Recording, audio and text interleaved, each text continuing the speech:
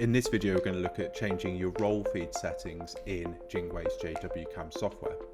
So I'm going to go to machine parameter. I'm going to go to feeding. Now the feeding type that we use on these tables is coiling.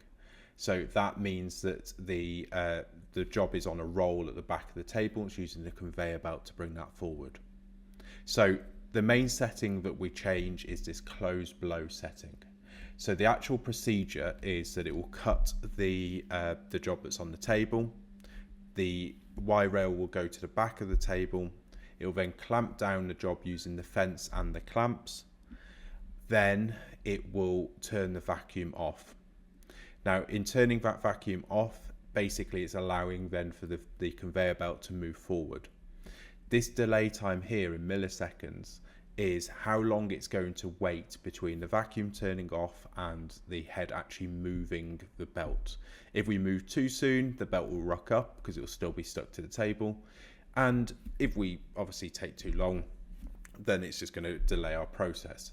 So we can click on close blow and we can adjust this time accordingly to stop that from rocking up. This would also help with joins between our jobs, especially on jobs without registration marks. So that's our main setting within changing our feeding settings, our roll settings on JWEI's JWCAM software.